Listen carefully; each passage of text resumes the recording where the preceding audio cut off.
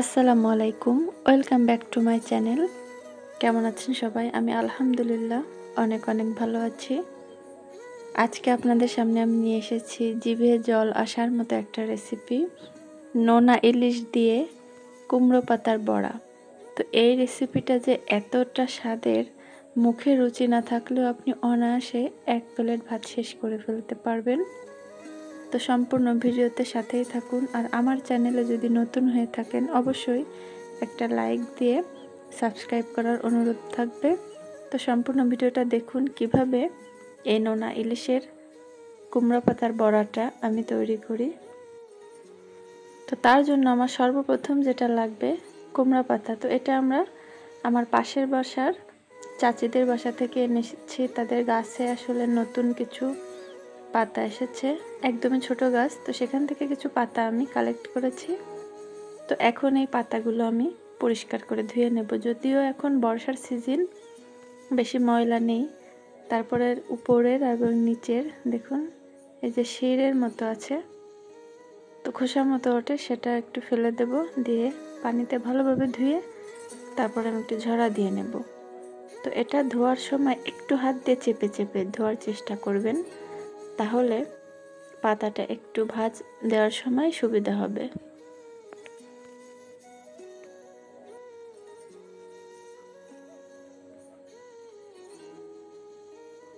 তো আমি এভাবে সম্পূর্ণ পাতাগুলো ধুয়ে নেব। তো ঝরা দেওয়ার পর আমি এতে একটু সামান্য পরিমাণে লবণ এবং সামান্য পরিমাণে হলুদ মাখিয়ে নেব। তো এটা মাখালে কি হবে, এটা মাখিয়ে আমি কিছুক্ষণ রেখে দেব। তাহলে আমি যখন এর ভেতরে মশলাটা বা বড়া করার জন্য পুরটা দেব, তখন মনে হবে যেন আমি কাপড় দিয়ে ভাঁজ দিচ্ছি, এতটা সফট হয়ে যাবে পাতাটা। তো এটা অবশ্যই করার চেষ্টা করবেন।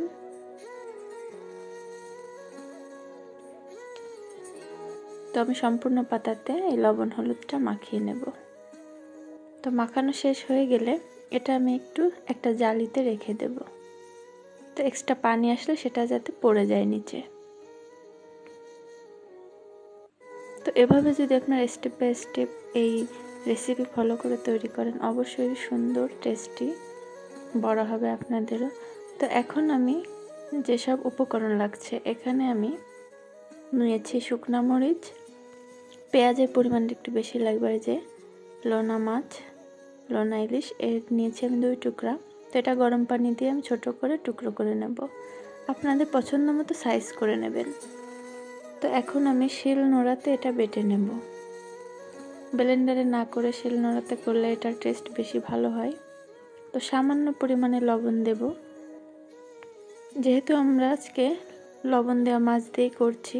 ইলিশ মাছটা আমার নোনা ইলিশ, এজন্য লবণটা কিন্তু একদমই সামান্য রাখতে হবে, বুঝে শুনে দিতে হবে। তো একটু ঝামেলার এই রেসিপিটা, তবে খেতে কিন্তু খুবই টেস্টি। আর টেস্টি জিনিস খেতে হলে একটু কষ্ট তো করাই লাগে। তো দেখুন আমি শুকনো মরিচগুলো বেটে নিয়েছি। আপনাদের যে যেমন ঝাল খেতে পছন্দ করেন সেই অনুযায়ী ঝালের পরিমাণটা দিয়ে নেবেন। তো এখন আমি 2 টুকরো ইলিশ মাছ নিয়ে নিয়েছি। তো এটা আপনারা যে কোনো ধরনের শুটকি মাছ দিয়ে করে নিতে পারেন। তো এখন আমি সামান্য পানি দেব। পানিটা দিলে সামান্য, একদমই সামান্য 1 চা চামচের মতো হবে। তো দিয়ে আমি মাছের টুকরোগুলো বেটে নেব।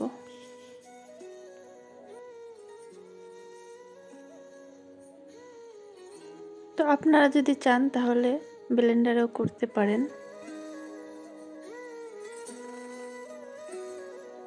তো বড় কাঁটা যদি থাকে সেক্ষেত্রে আপনার কাঁটাটা একটু বেছে ফেলে দিতে হবে। আমি যেহেতু পিঠের অংশের মাছ নিয়েছি, এজন্য আমার বড় কাঁটা নেই। তো এখন আমি পেঁয়াজটাও আধা বাটা দেব।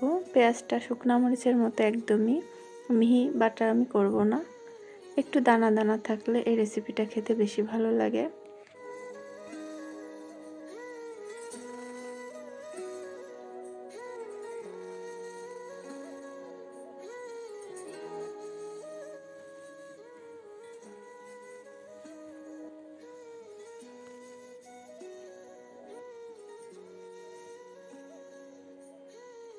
তো এখন এটা আমি দুবার বাটবো। প্রথমবার একটু ভালোভাবে, পরের বার একদমই আলতো হাতে এটা বেটে নেব।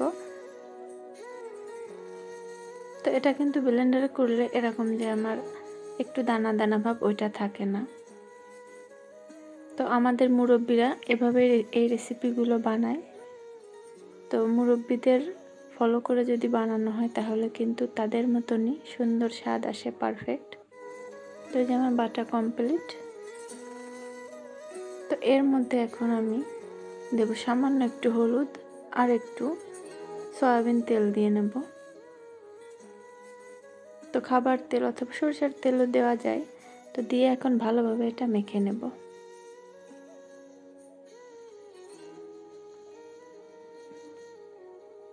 তো মাখানো হয়ে গেলে এখন আমি চলে যাব পাতাতে সেট করতে।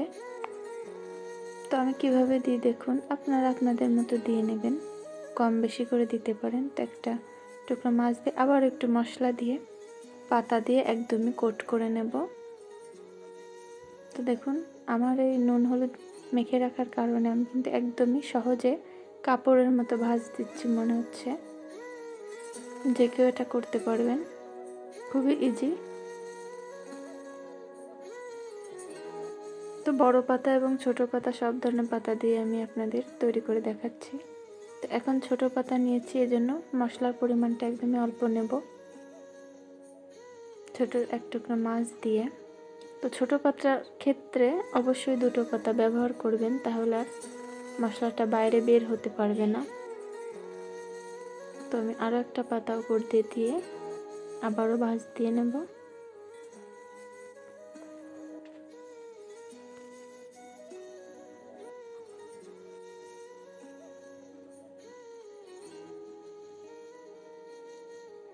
তো এভাবে করে আমি সম্পূর্ণ বড়াগুলো তৈরি করে নেব। তো এখানে আপনারা এমনি যে কোনো মাছ দিয়েও এই রেসিপিটা করতে পারবেন। তবে এই রেসিপিটার স্বাদটা আমি বলবো একদমই বেস্ট। এতটা ভালো লাগে এটা খেতে, আর খুবই মুখরোচক এটা খেতে। তো আপনারা বাসায় অবশ্যই ট্রাই করবেন। তো আমি সম্পূর্ণ বড়াগুলো আমি তৈরি করে নিয়েছি। এখন চলে যাব কড়াইতে ভাজার জন্য। তো কড়াইটা ভালোভাবে গরম করে তারপর দিয়ে নেব পরিমাণ মতো তেল। তো অবশ্যই যে কড়াইতে আপনারা ভাজি ভুজি করেন একটু তেল তেলে থাকবে, তেমন কড়াইতে এটা ভাজি করবেন বা ভাজি করার চেষ্টা করবেন, তাহলে লেগে যাওয়ার কোনো সম্ভাবনা থাকবে না। তো এখন আমি একে একে বড়াগুলো দিয়ে নেব।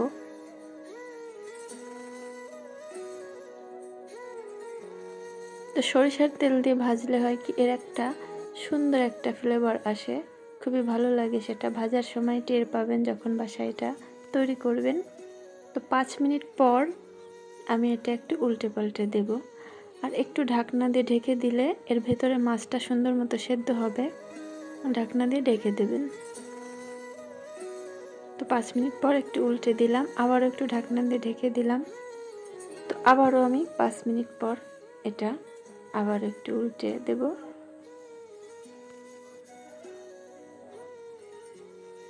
তো দেখুন আমি কিভাবে করছি।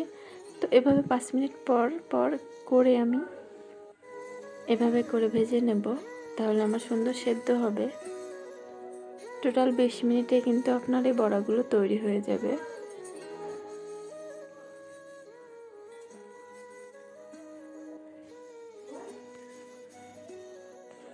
তো এখন আমি বাকি যে বড়াগুলো আছে সেগুলোও দিয়ে নেব। তো এটা কিন্তু অল্প আঁচে ভাজতে হবে, তা না হলে পুড়ে যাবে।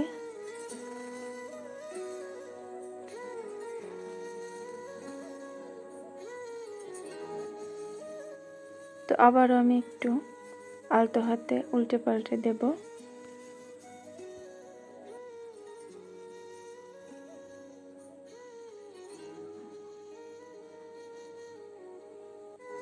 তো আবার একটু ঢাকনা দিয়ে ঢেকে আরও 5 মিনিট পর আমি এগুলো তুলে নেব। দেখুন আমার সম্পূর্ণ ভাজা শেষ।